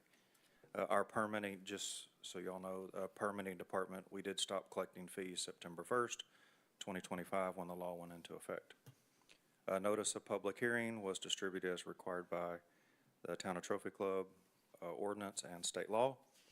And at the time of agenda packet publication, staff had not received any letters in support or opposition. Town attorney has reviewed the ordinance as to form and legality, and Mr. Biggs will come present the review and recommendation again. Well, after that presentation and the state legislature, we did no discussion of this thing, and we decided we would agree with what the legislator said and the governor signed. Wonder why. So, Wise move. any questions? Well, the only thing I can say is they just took $4,000 out of our budget. Right. And this is just one more way the state's trying to eke money out of the We town. figure Hutchins is making up the difference. I hope so, but, Yeah. I mean, you know, that, over the years, it's I kind know, of yeah, nice. it adds up. What are you gonna do? Well, go talk to the governor. Yeah, exactly. Any other comments? None. Thank you. Okay, we need a motion, please. You need to open the public hearing. Oh, you know what? We do have to have a couple, it's I on the next didn't, I page. didn't open a public You hearing. can open it now. Go ahead and open it. Yep. 7:45. Public hearing is open. There's nobody signed up to speak in. Oh, okay, that's exactly right. Good, so 7:45, public hearing is closed. That's good. We are needing a motion, please. I move to approve agenda item number 13 as outlined in the docket and as reviewed by Matt and Mr. Biggs. Is there a second? Second. Jeff seconds that. Is there, all those in favor, raise your hand. All those opposed? Motion passes. Thank you. Items 14 and 15 are companion items, and with your permission, Mayor, I will read them consecutively. Good. Item 14, first reading of a resolution of the Town of Trophy Club, Texas, approving a professional services agreement between the Town of Trophy Club, Texas, the Trophy Club Economic Development Corporation, Catalyst Commercial Incorporated, and Core Location Advisors, LLC, in the not-to-exceed amount of $77,000 for advisory services and a 4% disposition fee for real estate brokerage services, authorizing the town manager to execute said agreement and providing an effective date. Item 15, second reading and consideration of a resolution of the Town of Trophy Club, Texas, approving a professional services agreement between the Town of Trophy Club, Texas, the Trophy Club Economic Development Corporation, Catalyst Commercial Incorporated, and Core Location Advisors, LLC, in the not-to-exceed amount of $77,000 for advisory services and a 4% disposition fee for real estate brokerage services, authorizing the town manager to execute said agreement and providing an effective date. All right, good evening, Mayor and Council. This evening, we're going to be going over this agenda item, which is working on accomplishing the business goal number 5. In front of you, you do have an amendment to the resolution as well as the professional service agreement. It is adding in the core locations advisory, which is the brokerage firm. There is no other additional changes to that. As part of the agenda item itself, it states that the town manager has the ability to negotiate after you approve it. We're just using this time to provide you with the additional information of this brokerage firm. So as part of the professional service agreement, you're looking at an agreement that includes both advisory and brokerage services. We're looking at advisory services that will be capped at $5,500 per month for 14 months. And then we'll have a brokerage amount for 4% that will be for when the, which will be compensation on the gross purchase price of the EDC land that is sold with Catalyst involved. We do have Jason Clonch here, who is the principal for both Catalyst as well as Core Location Advisory. If you have any questions, and we're open for questions as well. Okay. Anybody have questions? I got lots of them. I'm sure you do, so that's why I'm waiting You on want to do it now, or you want to do it the second one? We've already read the second one, so we can. You got it, together. okay. Wait a minute, do we need Jason to come to the podium as well? Probably, I don't know. Let's Jason, just would see you, what I got. let's go ahead, Jason, and introduce yourself again. We appreciate you being Yeah. here, thank you. And Tamara, stay up there. Okay. Mayor, council, manager, and assistant city manager. So anyway, that sounds nice. So anyway, happy to answer any questions. This is a follow-on work for the small area plan that was done and conducted, and there were some recommendations made. I know you and the staff had further conversations, and so this is essentially our services to assist with marketing data and to prepare that for outreach to help position these properties. Obviously, there's no obligation in terms of the brokerage component, but we will be procuring information, creating a data room, creating the marketing information, working with staff on prospects and outreach and strategy, and then ultimately, if that gets to a point where there is an offer and an acceptance, there is a sequence to accommodate that. So be more than happy to answer any questions or walk you through any of the process, but we certainly thank you for your consideration of this matter. Okay. Jason, would you tell us who Catalyst is and who Core is?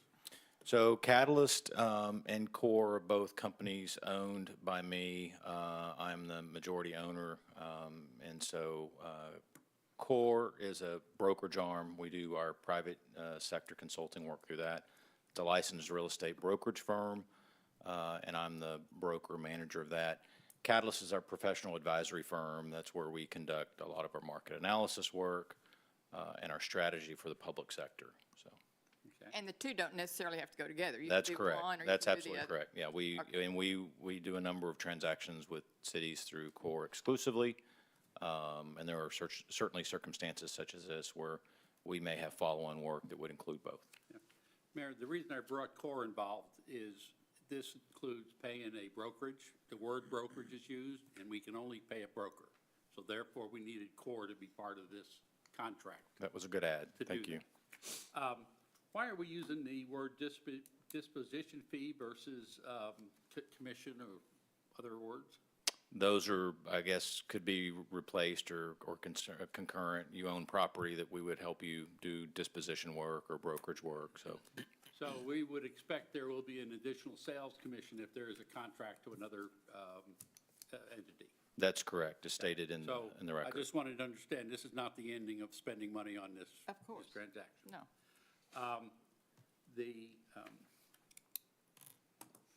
But that would be just the same as anybody selling a piece of Understand. property. You get The, commission.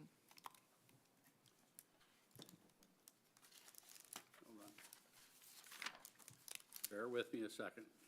Because staff has already answered a lot of these questions for me.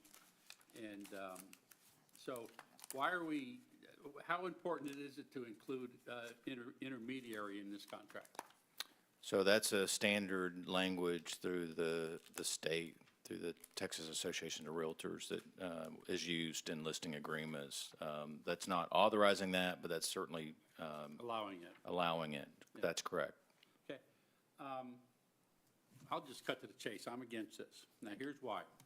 One, in my questions to a couple people, EDC and the staff and council, no one understands what an intermediary is. I object to being this, including an intermediary. I think it should be the exclusive to the town and exclusive to the EDC. An intermediary is, I don't want to try and take a lot of time to explain it, says that the broker has to represent both parties equally, fairly, and take a neutral attitude, which means that they can't push for the town, in my opinion, the best. I understand the need for having a professional, a real estate professional involved with EDC. This contract has a potential for exceeding $100,000 if there's a disposition fee paid. There was no outside request for proposals, and I object to that. I think it should have gone out to open bid, and and I think the brokerage fee is high. Thank you. Okay, could you speak to intermediary, Dean? It can be quite complicated. That's why I'm not trying to. Can you put it bottom line for us so we'll know what he's objecting to, please? To what he's objecting, I think his description of intermediary was fine. Okay. I understand his concern is that Jason would not be able to, Jason needs to close the deal, right? And so his concern, it sounds like Dennis's concern is that Jason would not be able to adequately advocate for on the town's behalf if he's stuck in the middle and he has to figure out a way to make the deal close. So maybe Jason could help us out, understand Now, I'm how glad he you would did do that, that. because I now understand a little bit more. Yeah. Okay. Yeah, super helpful, thank you. So yeah, in this case, we would have to request your permission if there was ever a case that where an intermediary situation came about, so. Jason, how many licensees do you have with you right now? 5. 5? So walk me through this scenario, because here's how I look at it. It's the EDC's land. In order for the EDC to sell the land, they got to say whether they're going to sell it, and we got to agree. So are you telling me there is a potential scenario where you get to decide? That's no. Okay, then what's the risk? No. All right. Well, the idea being is Jason's company, as a consultant, is going to spend a lot of time, and he'll be doing some confidential work, and there'll be some confidential information. You get 6 months down the road, and you get a sales contract or whatever, and if he's the intermediary, he has to start taking a neutral attitude. And it varies depending upon what part of the Texas you're in, but he basically has to appoint one of his agents to represent the seller and one of the agents to represent the buyer. And then he has to stay in neutral on top. In the meantime, they stop being the the most advocate for the town. So your thought process is then if a situation like that comes to pass, that there is market data that he is informed by that we don't have access to that would help us No, judge the no, well, veracity of an offer? It kind of, it's a little bit complicated in that he has to take in certain times, and it could be information, okay? He has to take a neutral attitude. He has to treat everybody fairly. That's not I'm getting in over my head. I'm not trying to. Okay, I'm gonna ask- okay, no, that's great. I'm glad, thank you, Dennis. So that actually leads me, I want to ask, I guess, Dean maybe. Sure.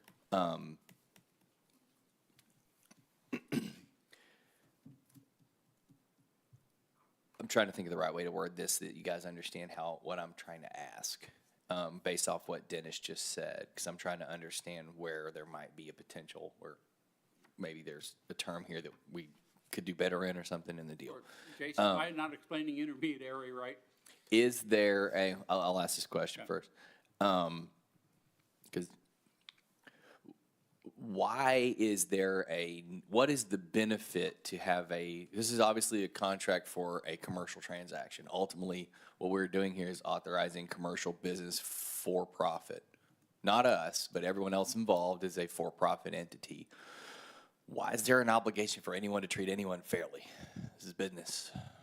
That's Texas law. But that's Yeah, so this is state law, so the Okay, Texas so- Real Estate Commission. So I'll ask, since it's a state law, explain to me, Dean, the necessity here and how this impacts us as a city and how, you understand, I'm sorry, I don't want to put too much on your shoulders here, but I want to understand, because, this is new, like Dennis said, it's a little obtuse, it's a little artful, so, where does the sudden concept of fairness in business enter, and how does it help or harm a town?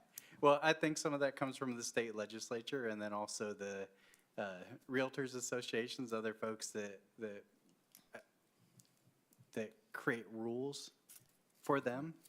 And so it's just like a surveyor, like an attorney, like other people with professional licenses. We have rules that we have to abide by, and this is a rule that Jason, his team would have to abide by. So it doesn't remove your discretion as a council. Of course, yeah. If there's an appraisal, you're not doing appraisal services, right? No, sir. So you would have a professional appraiser if you want a professional appraiser. If you're using bond funds, you have to use professional appraiser, for example. So your appraisal would not be tainted by any kind of intermediary. Are you consulting on prices for course, an yes. exchange of? That's correct, Okay. of course. What about incentives for example, 380 agreement or some other? We would certainly speak to just available incentives that the state would allow, but we would certainly, would defer to staff on the level of incentives that would be appropriate for any project, so. Yeah. So what's your commission on a 380 agreement if the property is conveyed for $10 and other good and valuable consideration? Zero, in this case. So I think that there are a lot of options since we're not just a private entity. Right. But not just, and also remember the process. So the EDC must make a recommendation to you. You approve the expenditure of the funds.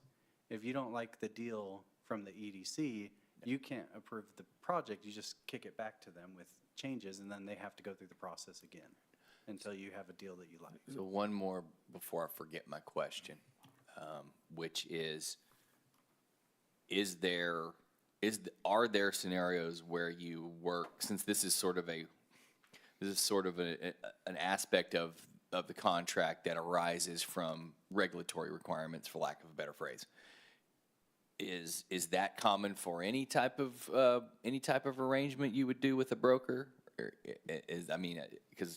are there scenarios where something like that would not be present, I guess is my question. The answer to you is that a broker, and it doesn't matter if you're commercial or you're residential, if you're a broker in Texas, you must, it's law, present information on brokerage to your client at the first convenient availability. intermediary is part of that, representing the buyer, representing the seller type thing, and that explains it. One of my issues is no one understands what intermediary is, and you're getting ready to approve a contract that has it in there. If I could, understand a if lot I more could now than I clarify. did 10 minutes ago. Okay, I'd like for Jason to speak right now, please. If I could clarify, this is a mandatory statement that's required That's That's what I was thinking. getting to. That's what I'm wondering. Texas real estate law. So that's why it's in the contract. Secondly, we would have to get your permission and the buyer's permission to do so. That's really a requirement to enforce transparency. It doesn't work against the town or the proposed buyer. Thirdly, I would have to represent both parties. So there could be another agent that represents another party, but we would have to maintain confidentiality on the town's behalf regardless, unless I had your written permission and the buyer's written permission concurrently to represent both parties. And so we would have to get your permission in order for that circumstance to occur. Okay, so I'm going to ask the question, other clients that you work with, has this been an issue? Never. Okay, thank you. I've been in real estate for a long time. I am a real estate broker. I have never used intermediary and would not allow my companies to do so. Okay, that's fine. Is this a change in the law recently, or? No, this is just, always- this is just mandatory notice. So it's just basically, if that occurs, this is what has to happen. This is not creating an allowance for an intermediary position. This is basically just state law in the contract. But this is not authorizing us to act as an intermediary. This just is basically posting notice that if that occurs, it's putting you on notice that we'd have to get both written parties on both sides. Okay. Okay, are there other questions? Unrelated question regarding the 4% of the gross sales price. Trophy Club's managed to do this successfully one other time in our history, and the land was not sold. It was given away as part of the incentive. I don't see anything in here that addresses that if the land is discounted in some way. Is there any fair market value consideration, or is it literally, if we sell it for $100, do we give you $4? That's correct. Sweet, okay, I'm in. And it's my understanding, too, that when we look at established hourly rates, we will be billed according to how many hours, even though it goes up, it's capped at $5,500 per month. We may not use anything that month. That's We correct. may use 2 hours. So that is flexible based on usage. That's correct. Thank you. Thank you. Other comments? Then I need a motion, please. I'll make a motion to approve a professional services agreement between the Town of Trophy Club, the Economic Development Corporation, and Catalyst Commercial, Inc. for economic development, advisory, and real estate brokerage services for the small area plan in a not-to-exceed amount of $77,000. And core.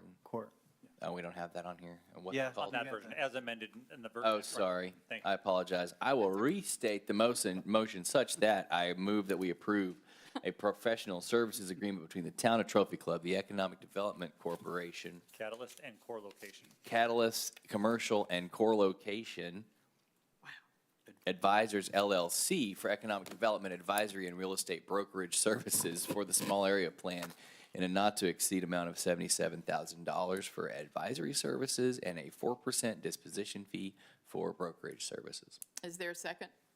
I'll second. Jeff seconds. All those in favor? One. All those opposed? Dennis will oppose. Motion passes. Thank you. Thank you for being here, Jason.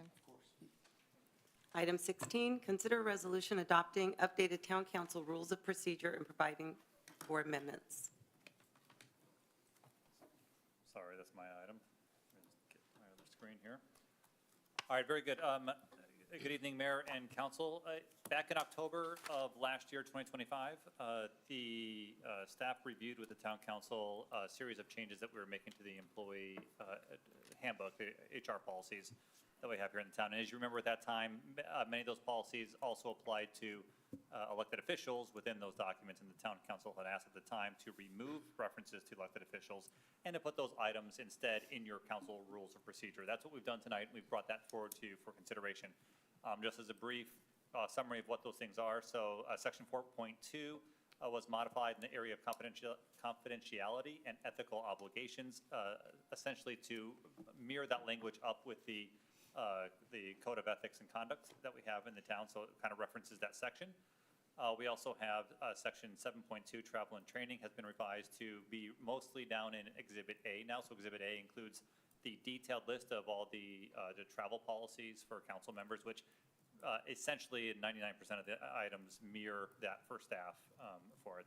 And then finally, the new Section 10.5 has been added to clarify that the council rules of procedures apply also to boards and commission members when there is no other rules of procedure that they have independently for their sections. So those are the modifications that have been made to that rules of procedures manual, and we would present it to you this evening for consideration. So thank you. Okay, are there any questions of Brandon regarding this? Do we have a motion? I'll make a motion that we adopt the updated town council rules of procedure. Is there a second? Second. Steve seconds. All those in favor, raise your hand. All those opposed? Motion passes. We will go to item 17. Consider a resolution adopting an updated Town of Trophy Club Boards and Commissions Manual and providing for amendments. So following the approval of the rules of procedure, we took a review of the Boards and Commissions Manual and adding the items in your rules and procedures to reflect boards and commissions. We added that to the boards and commissions along with a few other changes. Rules of procedure. 1, representation clarifies when a board and commission member can speak in their individual capacity as a resident or citizen and distinguishes the participation from representing as an official. And then also 2 minor updates that the Building Standard Commission is the members of the Zoning Board of Adjustment, and the TERS board members are the same members of the Economic Development Corporation, which was approved recently by the Town Council. Yeah, that reflects what we discussed. Anybody have questions? We need a motion, please. Steve? Mayor, I move to approve agenda item number 17 with the updated Town of Trophy Club Boards and Commissions Manual and providing for amendments. Is there a second? I'll second. Ryland seconds. All those in favor, raise your hand. All those opposed? Motion passes. And now we're going to executive session. Let Tammy read our instructions, and we will move Let me there. go back to my agenda. So, pursuant to the following designated sections of the Texas Government Code, Chapter 551, the Town Council will recess into executive session to discuss the following. Section 551.071, consultation with the town attorney regarding pending or contemplated litigation, Trophy Club versus Liming Hu Qigong Foot Spa. Good job. Okay, it's 8:08. We will go to executive session.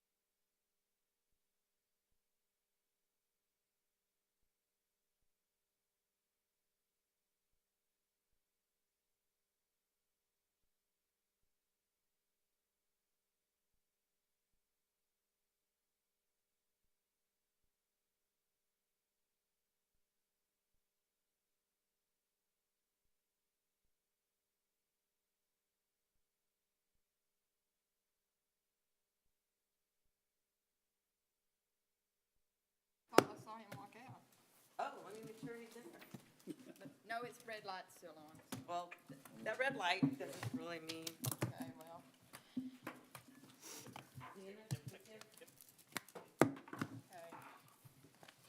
Okay. It's 8:14, reconvene in regular session, and we have a motion, please. Yeah, I make a motion that we authorize the town manager to execute a settlement agreement with Chi Kung Foot Spa as discussed. Is there a second? Second. Who's second? Steve, seconds. All those in favor? Thank you. Motion passes. 8:15, we're adjourned.